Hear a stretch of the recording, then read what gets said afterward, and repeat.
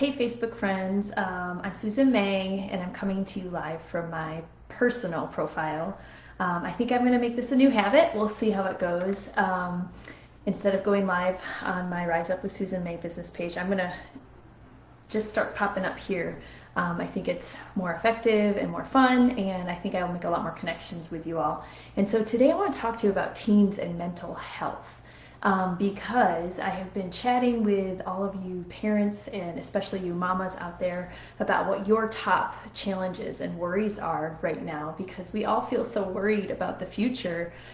The world just feels so crazy right now, and it's always been parents' number one job to worry about our kids' future, right? But in times like these, it just feels even more intense.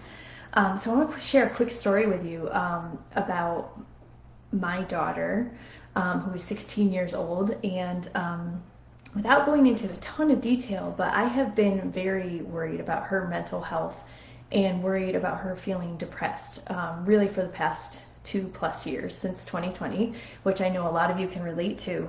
And so it all started back in 2020 with just the madness of the world really shutting down, and her father and I kept up on the issues, and we were not trying to shelter our kids really, so they heard all of that stuff. In addition to all that going on, there was a lot of social pressure online that she started experiencing to post things a certain way, to say things, to present things, which really, really got to her.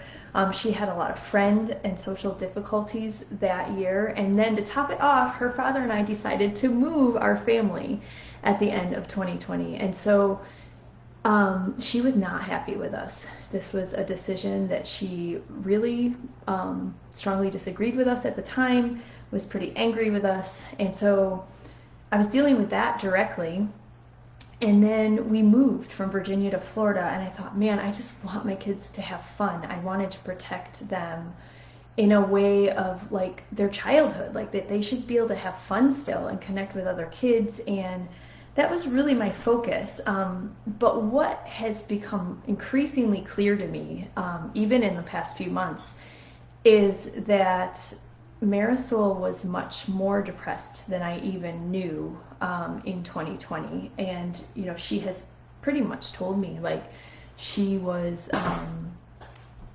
using escapism, reading books and listening to books, and just really trying to ignore life as much as possible, especially in the months leading up to us moving. And I think I didn't know the full extent of it because we were all dealing with so much, and it was such a crazy time. So I can completely relate to everyone's fear, and that's like our biggest fear, right? That we don't know what's going on with our kids, that we're not aware of all the worries and the weight that they're feeling. And I had this generalized, like, oh my gosh, I need to make sure she's okay. What do I do? And so I promised you in the description I would give you the top 2 ways that we can help support our kids in these difficult times. And it may be a little unsatisfying for some of you because there is no easy answer, I can tell you that. And also, these are things that you need to dig into. So number 1, we have to be centered and calm and peaceful ourselves. We need to lead the way because they feed off of our energy. Even just this morning, I was feeling scattered and unfocused, and then she came to me and she's telling me how overwhelmed she feels and how many things she wants to do, and I'm like, oh my gosh, we're like mirroring each other. So we have to show them, how can we be peaceful even when the world's not? And second, we have to remember that parenting is a relationship.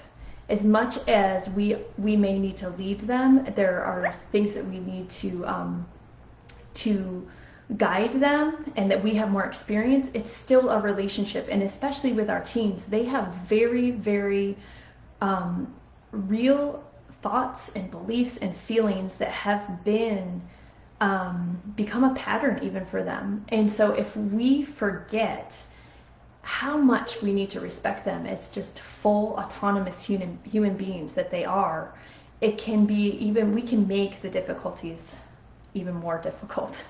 So like I said, I know this is vague. I'm going to keep going into this.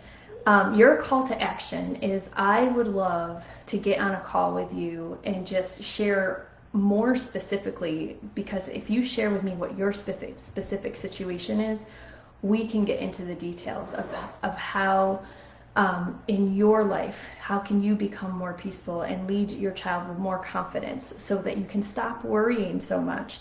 I am offering free half-hour consultations right now, and so I'm going to drop a link in the comments. Thank you all. I am so grateful for all your input and for all the work that you do in the world as a medical freedom advocate, and for loving your children and raising them in a way that's so powerful. So I'm going to end this with my sign off, and I look forward to speaking with you again soon. Remember, be bold, be brave, be you, because who else is there to be? I love you all, and I'll talk to you again soon.